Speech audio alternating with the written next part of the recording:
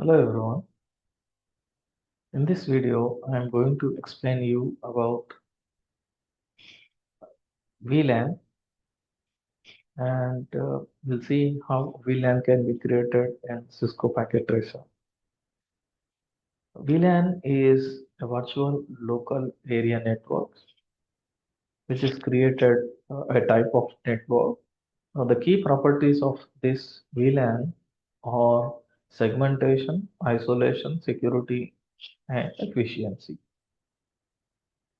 Segmentation, which allows to divide the systems into uh, logically into various groups. The isolation, a VLAN cannot be directly communicated with another VLAN. So you can make in that way. Then security is by separating various different types of systems into a unit. You can provide a security. Say, for example, you take any large organization has many departments. Uh, the data is transparent to or among uh, the departments, etc. And then efficiency is which will reduce the broadcast traffic uh, uh, in a VLAN. So these are some properties of VLAN. Now let us see how VLAN can be created in Cisco Packet Tracer with a simple example. So for that, I will consider go to network devices, consider a switch. Now for this switch, I will try to connect many PCs.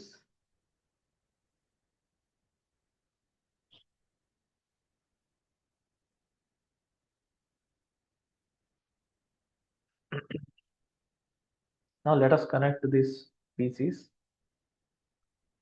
using crossover straight through cable.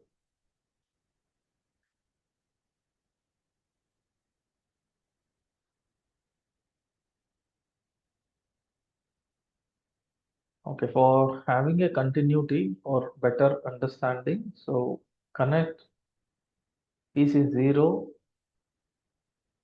to switch via fast Ethernet 0. So switch contains many fast Ethernet. They are numbered like this: 01, 02, 03, and so on. So according to the PC number, you try to arrange them for a better understanding. See, PC1 is connected to switch with fast Ethernet 02. PC2 is connected with the fast Ethernet 03. PC3. So now in this network, there are 6 systems. 3 systems are its left of switch and 3 systems are at right side of the switch. So I've drawn this to create a 2 separate departments, or let's take an example. In a university, there is a lab with 2 different types of systems. One is at the left side of the lab and the other one is at the right side of the lab. So for that to have a better understanding, let's divide it into 2 parts. Say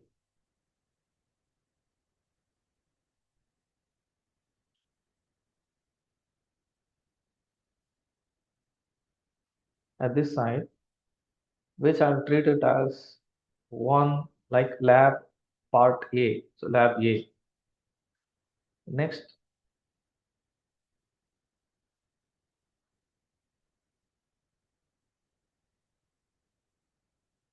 let's take this another part as lab B. So I'll write the names here. Let's take this as lab A. Let's treat this as lab B, which are part of an entire lab. Now We treat this as, you can treat it as a star topology. No, star topology, this will very much appears in the same way. Now, what I do here is, so just let's assign an IP address for each and every system for PC0. Let's take this entire lab is connected with a single network. Say the network address for this is like 192.168.11.0. So this is a network address. Now I'll assign an IP address for each and every system. Say like this is 192.168.11.1. Okay, so this is a PC2. So yeah, let me give it like 3. This as 1. This as 2. So just I'm placing a text here for our convenience. We need to assign IPs by clicking on the PC. Let me do it. So first I am creating, yeah. So I've just written their IP address near the system. So now for PC1, we need to assign the IP. So click on PC0, go to desktop, go to IP configuration. Now assign the IP here. So system is 1. Subnet mask is 255.255.255.0. So this is based on the class of IP what we are using. The class of IP is uh, class C. So we got 255.255.255.0 as a subnet mask. Okay, that's for PC1. Give it for PC1. The IP is 2. Subnet mask is same. Then for PC2, go to IP. IP address is 192.168.11.3. Yeah, then for PC3. So let me assign all the IPs and we'll start explaining.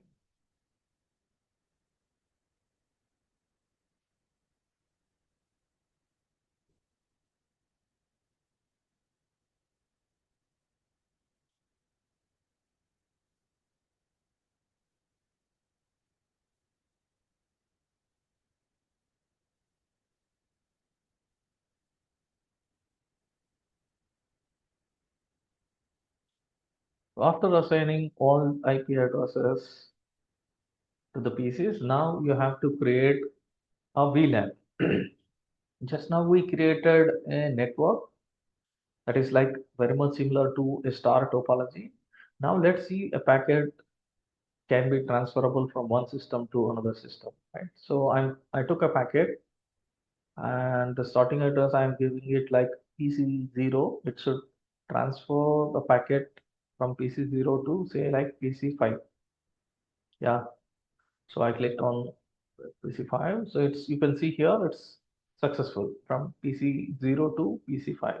So that means you created a network successfully. Now what you have to do is you have to create a VLAN in such a way that the systems in lab A, they can communicate among themselves, but they cannot communicate with the systems that are available in lab B, and vice versa. The systems that are available in lab B can communicate among themselves and they cannot communicate with systems in lab A. So this is how you have to do. So for that, you need to create two VLANs because we are treating lab A and lab B as two separate units. So we need two VLANs. So for that, click on the switch, go to config, and then click on VLAN database. Now you can see here the default VLAN is number one, and there are other VLANs. Now you have to create two VLANs. Say the number for the second VLAN is 2, and it may be representing to say lab underscore a. Please click on add. Now you can see here VLAN number 2 with the name lab underscore a is added. Same way you create another VLAN which represents to lab B. Now see I've added two VLANs. You can do this by writing the commands. So go to CLI, which is command line interface. You can see here whatever I did, it's actually done in the commands. VLAN 2 here is just creating a name. Then in the next line, you do name space lab underscore a. So these are automatically created when I am doing it using graphical user interface. You can also do it just by coming to command line interface. You type these commands, whatever you have done here. So is done. Next, now you created two VLANs. Now what you have to do is you have to make the systems to follow that VLAN. The systems in lab A will fall under VLAN or the lab A VLAN. So in order to do that, please see the PCs in lab A, how and through what cable they are connected to a switch. Now PC 0 if you take, so click see here about this cable, right? It's I think yeah F01. So that is fast Ethernet 1. Now if you see this is fast Ethernet 2. If you see this, it's fast Ethernet 3.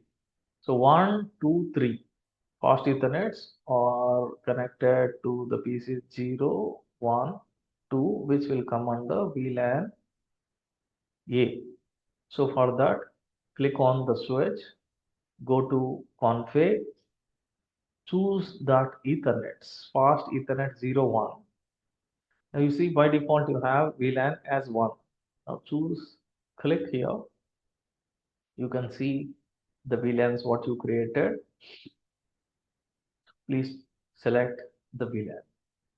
See, when I am doing this, you can see clearly the commands were executed automatically. Next, choose fast Ethernet 02,